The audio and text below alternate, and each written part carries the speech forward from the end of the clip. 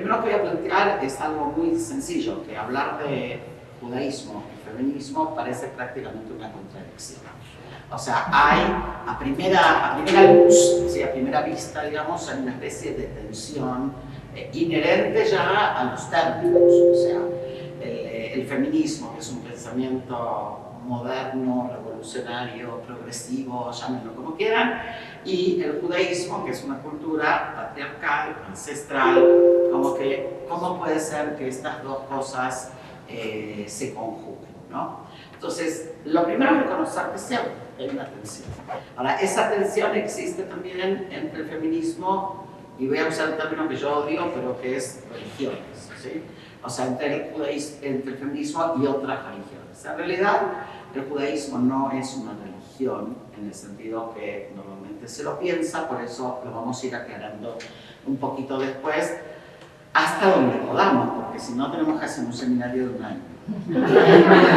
Eso lo podemos hacer si quieren por Zoom, pero sí es importante entender esto, ¿no? Ahora, la perspectiva que yo quiero de alguna manera proponer es que, si bien es cierto que hay una tensión, es una tensión que se puede, yo digo que se puede transitar. O sea, que no necesariamente es una tensión que lleva a un quiebre, o digámoslo de otra manera, cuando hay un conflicto en cosas que están en oposición, hay dos posibilidades: o que uno se paraliza y nada se mueve, o lo contrario, que se produce alguna clase de movimiento creativo. Y yo creo más en esta segunda opción, o sea, que hay posibilidades de sí congeniar el pensamiento feminista con el pensamiento judío. ¿Sí? Incluso hay una autora, Blue Greenberg, una americana, que fue una de las primeras feministas judías, que ella planteaba, en realidad el feminismo debería de ser parte del pensamiento judío. O sea, están a la par esto del pensamiento de la justicia social, en definitiva, ¿sí? Porque no es un tema de que está de moda esto de hablar del feminismo. Si cuando hablamos del feminismo, en realidad estamos hablando de un tema de reivindicación de los derechos de la mujer, por lo tanto estamos hablando de un tema de justicia social.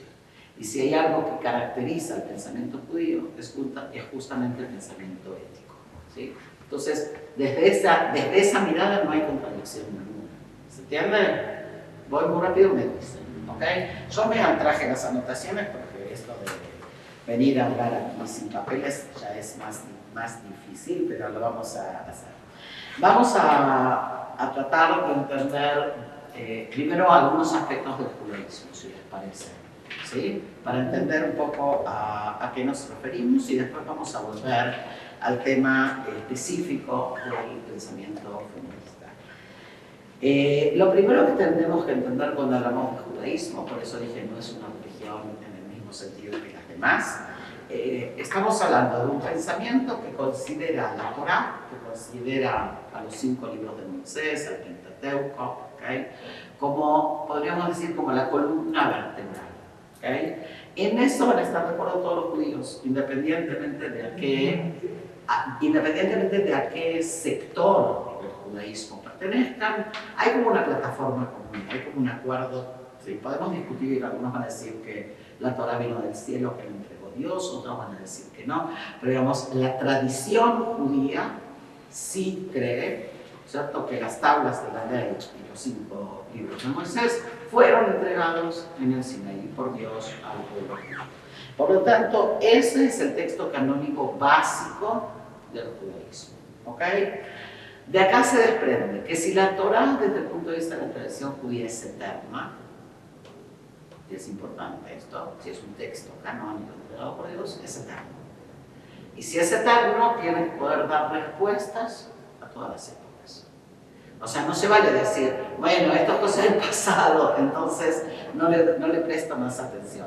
Justamente el desafío es en entender que ese texto no es pasado, sino podríamos decir que es algo así como un presente continuo, ¿sí? O sea, es una entrega de manera permanente. Entonces, algunos autores hablan de una revelación continua, no sé si conocen el término, algunas teólogas, hay algunos que hacen así, este concepto de que hay una revelación acumulativa, por un lado, o sea que se va sumando, y también hay una revelación continua. O sea que la palabra de Dios no es que un día fue dada y se terminó. Sí, la palabra de Dios fue dada, pero nosotros la escuchamos en cada generación. Dice la tradición judía que todas las almas estaban en el monte Sinaí. Y como dice mi marido, ya que lo citaste, cada uno escuchó lo que quiso. ¿Sí? O sea, claro, nos dijeron algo, pero cada uno escucha lo que puede, no lo que quiere, lo que puede. O sea, cada uno, de alguna manera, escucha e interpreta. Cuando digo cada uno es un poco exagerado, pero sí, hay diferentes posibilidades de lectura. Hasta ahí estamos. Tercero, el judaísmo no es un credo. Por eso decía que en ese sentido es más religioso. El judaísmo es un sistema normal. O sea, es un sistema que está pautado por normas, mandatos, mandamientos. ¿Sí? Nosotros utilizamos la palabra alajá, que quiere decir ley, en una traducción más o menos adecuada. Entonces, lo que va a caracterizar al judaísmo va a ser ese sistema normativo. Y ese sistema normativo no es estático. Y esto es muy importante. ¿Por qué? Porque la fe, ¿okay?, no es algo que cambia. Digamos, Dios es Dios. ¿Okay? Pero el sistema normativo camina. La palabra alajá, que quiere decir ley, viene del verbo caminar en hebreo.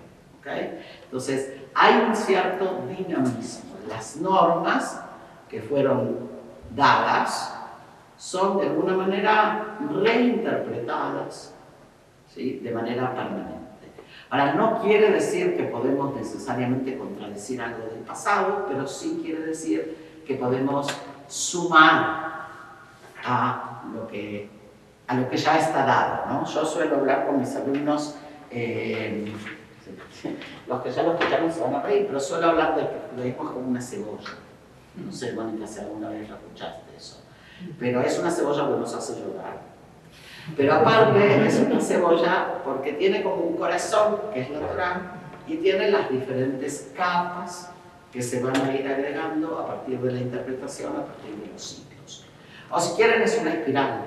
Es una espiral que tiene un eje, que es la Torá, y la interpretación, primero midrásica, después talmúdica, ¿okay?, se va a ir agregando hasta el día de hoy. O sea, la normatividad judía no se estanca en ningún momento. Y eso tiene que ver con lo que dijimos recién de la eternidad. No se estanca porque tiene que dar respuestas a los problemáticos. Los ejemplos más fáciles son los de la ciencia. ¿Sí? Hoy hay trasplantes, hace 300 años no había.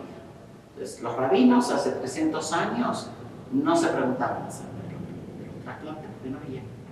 Hoy hay. Y tienen que preguntarse, tienen que dar respuestas normativas, tienen que dar fallos, ¿sí?, normativos a esas preguntas. Lo mismo con el tema de la mujer. Hace 300 años había preguntas que uno no se hacía. Y hoy hay preguntas que uno se hace. Desde preguntas médicas científicas, métodos de anticoncepción.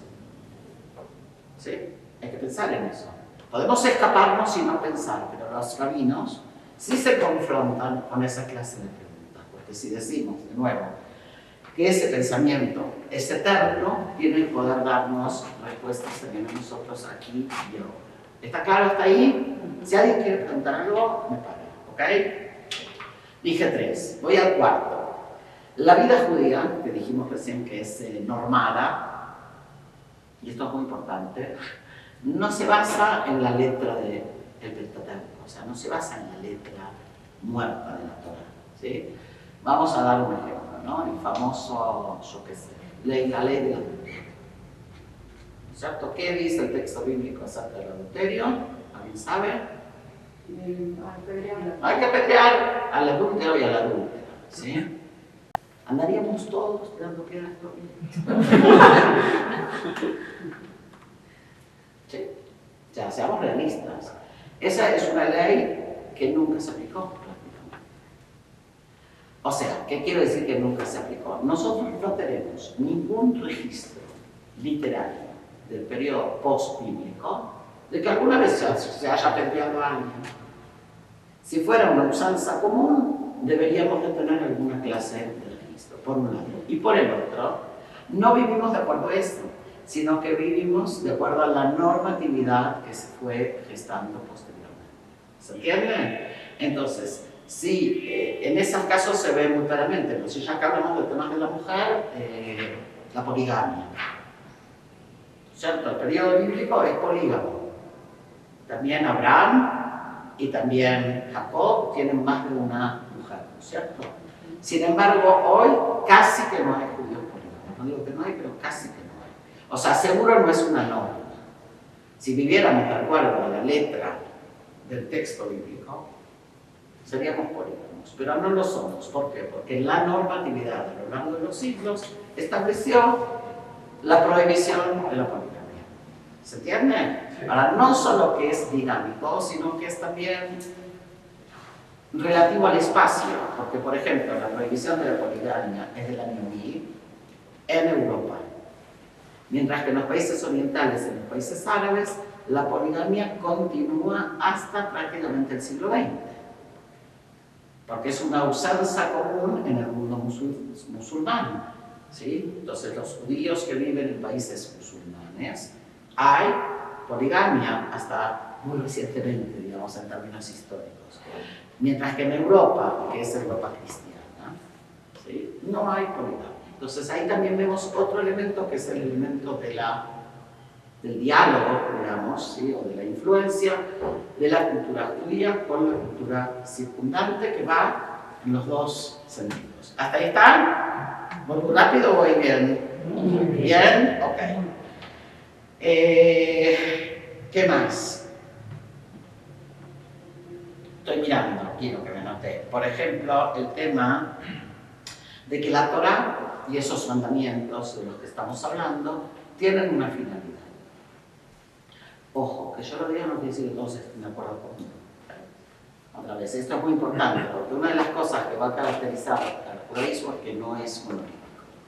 O sea, no hay un pensamiento uniforme, no hay que todos piensan lo mismo. ¿Se entiende? No hay un papa. O sea, no hay una única norma que baja, digamos, y se distribuye. Entonces, el tema de que los mandamientos tienen una finalidad, va a haber quien está de acuerdo y va a haber quien no. Ahora, ¿a qué me refiero yo cuando digo que hay una finalidad? Me refiero a que la finalidad es la creación de un mundo mejor. O sea, la finalidad es una finalidad de carácter ético, ¿sí? Es la aproximación de los días mesiánicos, es la llegada o la construcción, más que la llegada, de un mundo mejor. Es una tarea que los hombres tienen que hacer para traer de alguna manera la santidad al mundo. O sea, que atrás de esto hay, otra vez, el dictamen de la ley. Y volvemos a lo mismo, si hablamos de que el judaísmo es básicamente un mandato ético, no puede no tener en cuenta a la mitad de la población, que son las mujeres. Sería una contradicción, ¿cierto? Entonces, en ese sentido, volvemos a lo que dijimos antes, la incorporación de la mujer, o la mayor inclusión, podemos decir, de la mujer en el siglo XX tiene más que ver con un tema de justicia, de ética, ¿okay?, de corrección del mundo. En hebreo existe el concepto tikkun olam, la corrección del mundo, en el sentido de hacer un mundo correcto, ¿okay? Entonces, eso es muy importante. Y lo último, así como introducción, es que la Torá, dice, la propia Torá dice que la Torá no está en el cielo. ¿Sí? Tenemos un versículo en Deuteronomio, si no me equivoco, ¿sí?, que plantea lo vayamaini, no está en el cielo. ¿Qué quiere decir que no está en el cielo? Que está dada aquí en la tierra para que vivamos con ella. No está dada para que sea una cuestión de ángeles. Los ángeles no necesitan normas. Los que necesitan normas son los seres humanos, o somos los seres humanos para actuar mejor. ¿Ok? Ahora, si nosotros tenemos en cuenta todo esto, ahora vamos a empezar a hablar de... ¿Está bien?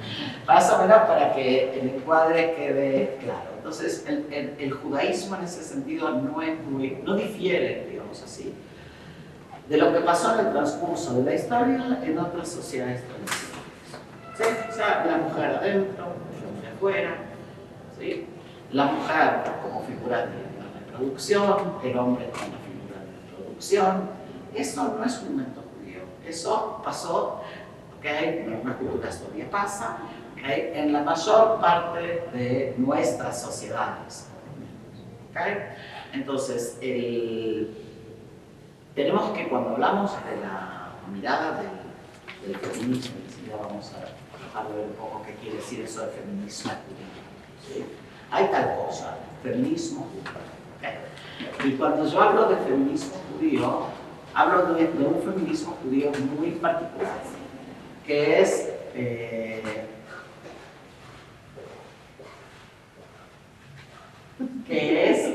vamos a esperar que me respiren y que suban. Gracias. Hablo de un feminismo que está construido, por decir así, embanderado por mujeres judías, que les interesa, que se proponen la mantención o el respeto a la normatividad. Seguramente hablamos de la normatividad, porque si tú no quieres respetar la normatividad, es de suponerse que tienes mucho menos poder, ¿cierto? O sea, que la inclusión de la mujer pasa a ser un tema de carácter sociológico. ¿Sí? Me incluyen, no me incluyen, me pagan más, me pagan menos. Pero no pasa a ser una cuestión de fe, no pasa a ser una cuestión de norma religiosa, no pasa a ser una cuestión de ritualidad. Entonces, cuando las mujeres judías, lo que se llama ortodoxas, proponen una mirada feminista, están diciendo, nosotras creemos que dentro del ámbito del judaísmo normativo existe la posibilidad de una mayor inclusión de la mujer en todos esos ámbitos, en el ámbito ritual, en el ámbito sinagogal, en el ámbito de la casa. Enseguida vamos a ver en cuáles. La mujer, como decíamos antes, en las sociedades tradicionales estaba recluida del ámbito público, ¿cierto? De la arena exterior, estaba recluida más al hogar. Eso, de alguna manera, marcó una división muy clara de roles, ¿cierto? Desde el punto de vista judío, lo digo yo. O sea, la mujer tenía más que ver con mantener el judaísmo dentro del hogar, o lo que a mí me gusta decir, mantener el ritmo judío, o sea, marcar las fiestas, marcar los sábados, cocinar la comida especial, etc. Y el hombre tenía más que ver con el espíritu. ¿Sí? O sea, la mujer prácticamente no tiene acceso al estudio judío, al estudio de los textos, ¿sí? Hasta el siglo XX. Ahora, no es nada del otro mundo, porque cuando tuvimos la primera médica, cuando tuvimos la primera psicóloga, cuando tuvimos en el siglo XX. Entonces, cuando uno lo piensa, dice, ay, esto es retrógrado, ¿no? Esto del judaísmo. Más retrógrados son los científicos que no dejaban a una doctora ser química o física porque era mujer. En un ámbito que no está pautado por ninguna divinidad, en un ámbito que se supone que está pautado por el saber, por la ciencia. Entonces, cuando miramos los temas, ¿te acuerdan de lo que hablaba antes yo de la atención? Cuando miramos los temas desde esta perspectiva, tenemos que tener un poco de cuidado. No estoy haciendo apologética, no estoy diciendo, no, estaba todo perfecto, pero estoy diciendo, no hay detrás de esto nada particular. Las mujeres en España no podían tener cuenta de banco hasta la muerte de Franco. ¿Y alguien se acuerda cuándo fue la muerte de Franco? 1970, ¿no? ¿Ok? El voto a la mujer en Suiza se da en 1973. Pero porque yo quería. Eso es nomás para... No, está bien, pero entonces no, quiere decir... Sí. Nomás lo dio para... ¿Okay? Ahora, hasta la Segunda Guerra Mundial, la mayor parte de los países no dan el derecho a voto a la mujer. Entonces, y no porque están encuadrados en el contexto de la religiosidad. Entonces, cuando miramos siempre, digo yo, seamos más generosos, seamos más bondadosos, ¿ok? Ahora, sí es cierto que algo pasó, de eso voy a hablar el jueves en otro contexto, pero algo pasó en la historia, ¿sí? Porque si nosotros tomamos las mujeres bíblicas, por ejemplo, tenemos mujeres de gran participación y acción, ¿sí? ¿No? ¿No te convence? A ver, te puedo dar... Una juez. Una juez y la demás no eran esposas. No. Las matriarcas no eran esposas, eran matriarcas. Y las mujeres del Éxodo, y las parteras, y Miriam, ¿no? ¿Se dice Miriam? La hermana de Moshe, tienen un papel súper activo en la redención de Egipto, a punto tal de que el propio Talmud dice, por el mérito de las mujeres fuimos liberados de Egipto. ¿Qué hubiera pasado si las mujeres hubieran decidido no reproducirse? Hubiera terminado la historia. Entonces, yo no quiero ahora entrar en el Éxodo, pero lo que quiero que vean es que hay como un salto en el tiempo en el que el activismo bíblico, digamos, después decae. Y eso tiene que ver con lo que hablábamos antes también del encuentro con otras culturas. O sea, es a partir del encuentro, es a partir del periodo talmúdico, es a partir del encuentro con la cultura romana, con la cultura cristiana después, que se van a ir sedimentando ciertas creencias, ¿okay? De que la mujer tiene que hacer A, B o C. Incluso una deformación de ciertas áreas, incluso una deformación de los conceptos de sexualidad, que no nos va a dar ahora el tiempo para entrar en todo. Pero el judaísmo no cree que la sexualidad es únicamente para la reproducción. Quien piensa eso está hablando de otra cosa, pero no está hablando del judaísmo. El judaísmo habla del placer, ¿sí? Y habla del encuentro entre el hombre y la mujer, que es un pensamiento muy diferente al pensamiento cristiano. Por lo tanto, es muy importante sí recuperar estas imágenes, que después nos hayan querido vender otra cosa, ¿sí? Es otra historia, y la pregunta es por qué. Y ahí sí entramos en el tema de poder, de quién es el que transmite, de quién es el que interpreta, ¿sí? De qué se logra cuando dejamos a la mujer sometida, etc. ¿Hasta ahí estamos? ¿Vamos bien? Tú me vas haciendo señas. Avanzo un poquito más, ¿ok? Si nosotros decimos que el hombre era, digamos que la prerrogativa del estudio, en términos generales, la tenía el hombre, así como vimos recién, no solo en el ámbito de los judíos, sino en el ámbito general. Por lo tanto, una de las cosas más importantes que van a pasar en el siglo XX, a partir del pensamiento de una mayor inclusión de la mujer, y fíjense que a propósito hablando de igualdad, ¿ok? Porque el feminismo ortodoxo no habla tanto en términos de igualdad, sino que habla más en términos de equidad. ¿Okay? O sea, el tema no es el imitatio, no es que queremos hacer lo que hacen los hombres. El tema es que queremos hacer lo que las mujeres queremos hacer. ¿Se entiende? O sea, encontrar la propia voz, podríamos decirlo, ¿sí? Dentro del ámbito de la mentalidad judía, judío, de la casa judía, etc. Entonces, el cambio fundamental va a comenzar a mediados del siglo XX o en la segunda parte, digamos, del siglo XX, cuando la mujer judía comienza a acceder al estudio serio de los textos judíos. Y cuando digo la mujer judía, no estoy diciendo que todas las mujeres judías son eruditas, ¿ok? Porque sería una falsedad. Pero estoy diciendo que hoy en día, ya hace muchos años, existe esa posibilidad. Entonces, yo siempre digo, así como digo lo de la cebolla, siempre digo, es momento de dejar de tocar de oído y leer la partitura. Entonces, las mujeres hoy pueden leer la partitura, ¿okay? Uno de los temas importantes es que la transmisión a lo largo de las generaciones siempre fue oral y siempre fue dada por hombres. Entonces, exageré, había una cierta transmisión oral por línea materna, digamos, que tenía que ver con las tradiciones en el hogar, ¿ok? Pero el tema de la transmisión de los contenidos, de los textos, de las normas, de los mandamientos, de qué dice la Torá sobre esto o qué dice la normatividad sobre esto, era una transmisión de carácter oral que generalmente le hacían los maestros y los rabinos, ¿ok? Y la mujer, pasa en algunas comunidades hasta el día de hoy, ¿sí? La mujer escucha.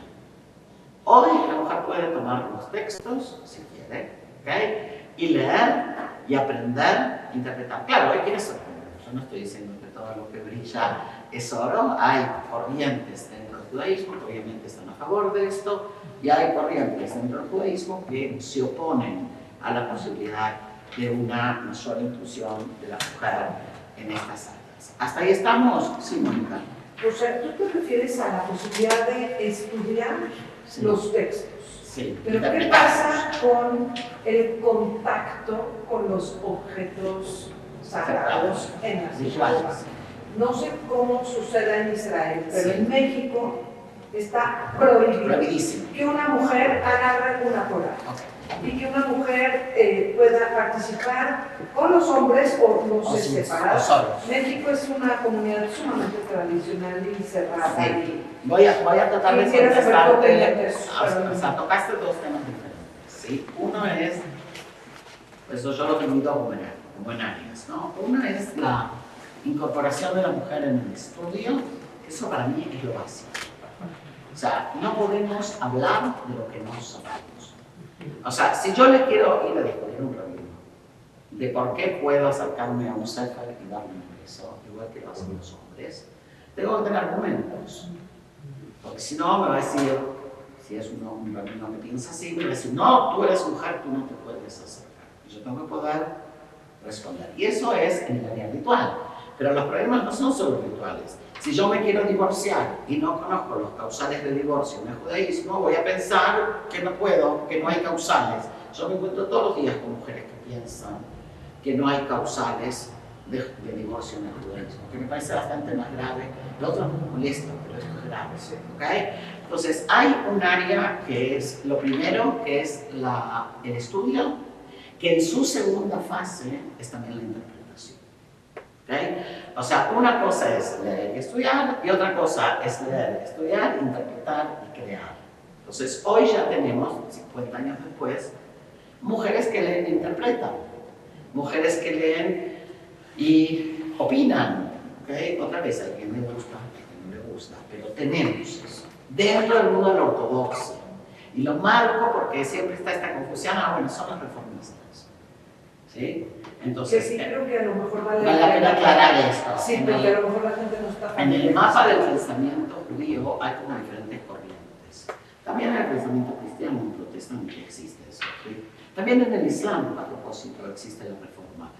O sea, hay un pensamiento que sería lo más vinculado a lo raigal, por decirlo de alguna manera, aunque en realidad es una falacia, porque es más bien un pensamiento que responde a los cambios de la modernidad, quedándose apegado a la tradición tal cual como viene desarrollándose hace siglos. Lo hago tipo telegrama, porque es un poco más complejo eso. ¿Okay? Hay una segunda instancia que aparece a finales del siglo XIX, que es el pensamiento reformista, que es un pensamiento que surge en Alemania y que plantea un poco esto de que el judío tiene que ser igual a todos y que lo único que lo tiene que distinguir es su fe. O sea, hay acá una traducción del pensamiento judío que hablábamos antes, que es norma, que no es credo, a hablar de golpe en términos de la fe mosaica, o sea, la fe de Moisés, de convertirlo en una cosa diferente a lo que es. Y después va a surgir una tercera corriente, que es el movimiento, que es un movimiento, podemos decir que está un poco en el medio, que es el movimiento conservador, que va a surgir básicamente como una reacción en Estados Unidos, que intenta de alguna manera estar en el medio de estas dos posturas radicales, por decirlo así. ¿Okay? Entonces, cuando yo les hablo del feminismo que yo les hablo, Les hablo del feminismo desde una mirada de la observancia de las tradiciones y las normas de la cultura y la religión judía. ¿Ahora está más claro? Por ejemplo, yo voy con la cabeza cubierta, ¿sí? Es una norma dentro del judaísmo. Entonces, si yo hablaría desde otra posición, probablemente no usaría la cabeza cubierta. Por poner un ejemplo gráfico, que fíjense que la palabra ortodoxa, hace un siglo atrás, o hace un siglo y medio atrás, nadie se decía a sí mismo, yo soy judío ortodoxo. Soy judío. Yo soy un judío que vive, o casi 2 siglos, que vive de acuerdo a la normatividad judía. ¿Cuándo empieza este diálogo? Cuando aparece esta posibilidad de cambio, de que convirtamos al judaísmo en una fe, de que las sinagogas también desde el edilicio empiezan a parecerse más a las iglesias europeas que a otra cosa.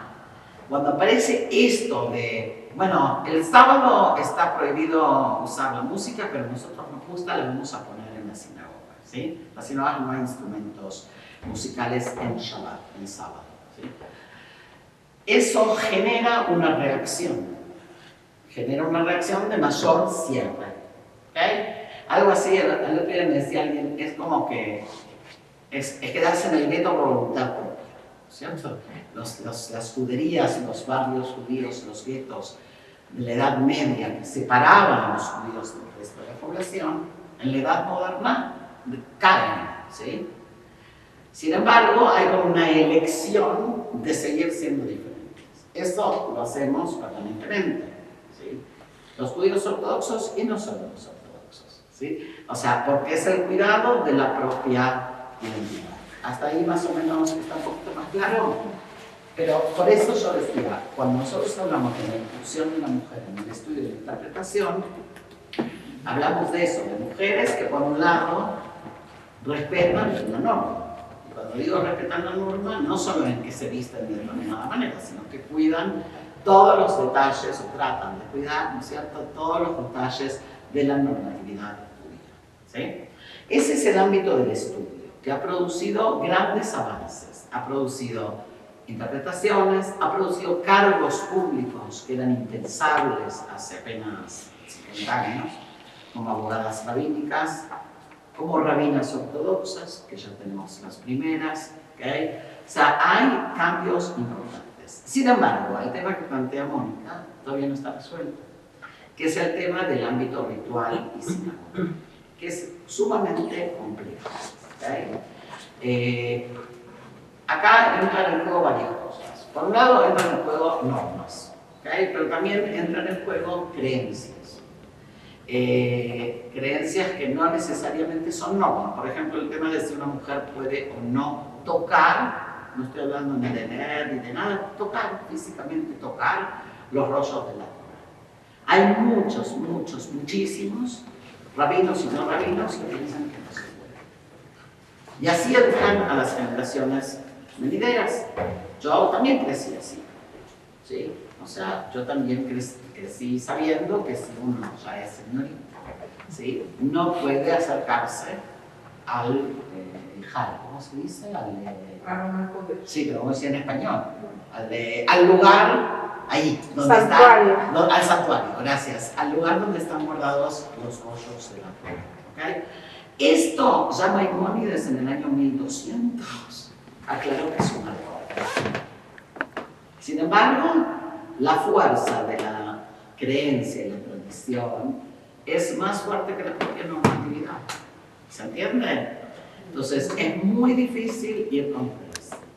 Y tampoco sé si hay que ir en contra. La solución que muchos encuentran es la creación de espacios sinagogales de acuerdo a lo que consideran que tiene que ser. Entonces, hoy en día hay muchísimas sinagogas, no sé, incluso en México, que sí pasan con los sábados se saca la Torá, el rollo, ¿sí?, del santuario y se la pasean por la sinagoga, ¿sí? Y normalmente los hombres, que son los que están cerca, le saludan, le dan honores, dándole un beso. Hay muchísimas sinagogas que pasean la Torá también por la parte de las mujeres, también aquí en México, ¿okay? Acontece ya. Otros van a decir, qué horror. Otros van a decir, ¿qué importa? ¿Okay?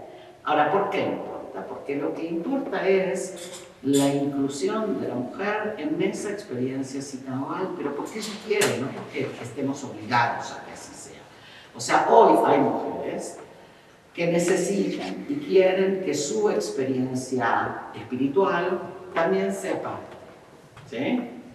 Y eso es parte de la problemática. Para que la experiencia de la mujer sea parte, hay dos o tres vertientes. Una es la ritual, pero hay también algo más profundo, que es cuando la vivencia femenina va a formar parte del cambio, que es una pregunta mucho más profunda. Por ejemplo, cuando llega el día del bar mitzvah, o sea, de que el niño cumple 13 años y asume sus responsabilidades como adulto ante la comunidad, el padre bendice en la sinagoga y la madre. ¿Ok? Entonces, hay preguntas que tienen que ver con la vivencia espiritual de la mujer. Entonces, hoy, pero no es hoy, porque, por ejemplo, cuando fue el bar mitzvah de mi hijo, yo encontré una plegaria escrita en 1879 por una mujer para ser dicha, ¿verdad? No en la sinagoga, para ser dicha en la casa, el día del bar mitzvah. ¿Okay? O sea que no es que solo las mujeres del siglo XXI de golpe sienten que su experiencia es importante. Esto ya existía desde antes y ahora se está de alguna manera cristalizando. ¿Okay? Entonces, hay sinagogas más igualitarias, hay sinagogas menos igualitarias. Hoy en día existe, no en México y tampoco mucho en Latinoamérica, pero en Estados Unidos y en Israel existen sinagogas ortodoxas de muy diferentes estilos, por decirlo de alguna manera. ¿Okay? Donde la mujer sí comienza, por ejemplo, una mujer puede hablar en la sinagoga, no puede hablar, o sea, dar el sermón. ¿Sermón se dice en español? Sí, la playa. Hay quien va a decir de ninguna manera y hay quien va a decir sí. Y hay sinagogas donde las mujeres, sinagogas ortodoxas, ¿okay? Donde las mujeres hablan. Yo personalmente me tocó en dos, que no es una experiencia lo más placentera, me puedo decir, pararse ahí delante de todo el salón lleno de hombres a hablar, pero eso es otra historia. Pero, o sea, ¿qué pasa? No es algo, yo no soy ninguna eminencia, ¿okay? Hay que decir que hay mujeres que lo hacen eso mucho más seguido, ¿okay? Porque en ciertas sinagogas ya es parte, ¿okay? ¿Se entiende hasta ahí? Eso en cuanto a lo sinagogal. ¿Querías preguntar algo, me parece? Sí, sí. tengo muchas preguntas. Muchas. Bueno, venga. Yo cierro con un punto más y vamos a las preguntas. ¿Me parece bien? Ok. El último punto lo toqué de refilón, que tiene que ver con el ámbito de la esfera pública. O sea, ¿qué pasa cuando la mujer empieza a adquirir conocimientos que la llevan a funciones judías públicas? ¿Okay? Entonces, todo el equilibrio de las fuerzas, por decirlo así, cambia. El tema del feminismo es que más allá de los cambios que produce en la vida de la mujer, produce un desequilibrio o un cambio importante en la vida de los hombres.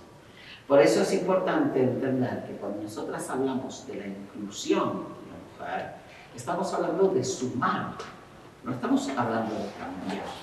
No estamos diciendo, ok, esto es una porquería y nosotras traemos algo nuevo. No, estamos diciendo, hay una vuelta más en la cebolla, ¿ok? Que es la inclusión también de nuestra mirada, de nuestras voces, de nuestra experiencia. Y para que eso pueda pasar, hay que hacerlo juntos nosotros. ¿Okay? O sea, hay ámbitos, por ejemplo, que se resuelven de otra manera. Y no sé si en México pasa, pero existen hoy en día muchos grupos de plegaria de mujeres. ¿Okay? Entonces, en vez de ir a pelearme todo el tiempo por un pedacito de lugar, hay grupos de mujeres que se reúnen y hacen la plegaria solas. ¿Por qué? Porque cuando las mujeres están solas, hay una serie de limitaciones que dejan de existir. ¿Okay? Porque hay muchas cosas que están permitidas cuando las mujeres están solas, en el ámbito de la sinagoga. ¿Okay? Así como hay otras que no. Pero entonces una de las resoluciones es, ok, creemos nuestro propio espacio. ¿Okay? Y hay los historiadores de este área, del área de la mujer, por ejemplo, traen testimonios claros de que en el periodo medieval existían en Europa, sobre todo, sinagogas de mujeres.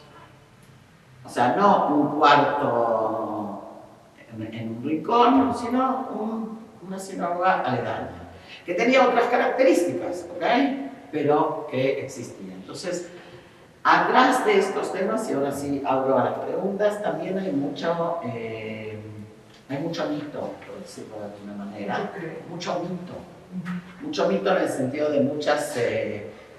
Ideas falsas. Sí, de muchos preconceptos, de muchas ideas falsas, ¿ok? Entonces sí es importante limpiar un poco el terreno. Y después va a llegar el siglo XIX con la emancipación en términos generales, no en términos judíos. Porque también la mujer fuera de signo judío. Piensen en la mujer musulmana, piensen en la mujer cristiana, que tampoco sabía leer y escribir, ojo. O sea, la mujer judía por lo menos sabía leer y escribir, si era en Europa, en yiddish, y podía leer de libros de plegarias en yiddish, y lo hacían en su casa cuando no iban a la sinagoga. O sea, que depende de qué perspectiva lo miramos, podemos también ver que estamos hablando de una cultura sin hacer apologética, pero tenemos que reconocer que había también elementos muy de avanzada cuando lo comparamos en el contexto de la cultura general. ¿Sí? Cuando pensamos que en el siglo XXI, hoy me decían en un colegio que las maestras ganan, ¿sí?, 2/3 de lo que ganan. Y eso no tiene que ver con las normas religiosas. Entonces, hay un test